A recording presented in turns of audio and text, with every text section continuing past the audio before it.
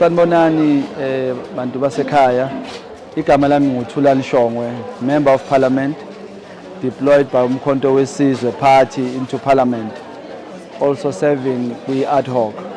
So today size lana eGreenside ePolokwane Ward 44 la kuhlala khona omunye wabazali abakhulise our president of EFF, the CIC, and an honorable Mr. Malima engiserva naye ku-ad hoc committee.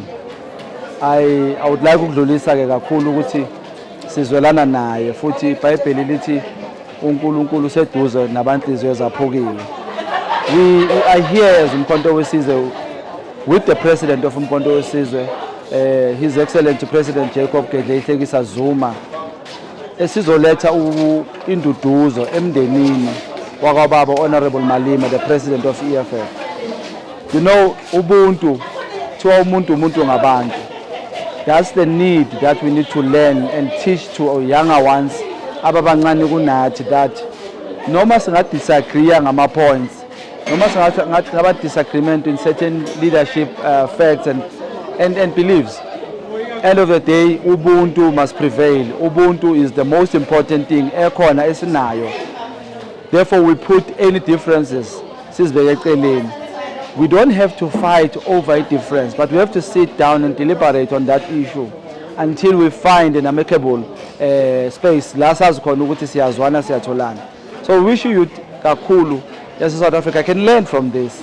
Kulama president amabili, Honorable Malima and His Excellency President Jacob Gedleyihlekisa Zuma, that ubuntu comes first. Noma kungenzakalani, noma sanqabana kangakanani kuphi, ubuntu comes first. Ukuxabana nokudebate akusiyo into efanayo, but into efuna ukuthi umuntu akwazi ukuhlukanisa ukuthi asixabaneli ukulimazana, asixabaneli ukubulalana, kodwa asixabaneli ukuthi la sihlukane khona ngemibono sigcine sitholana sibe sendaweni eyodwa.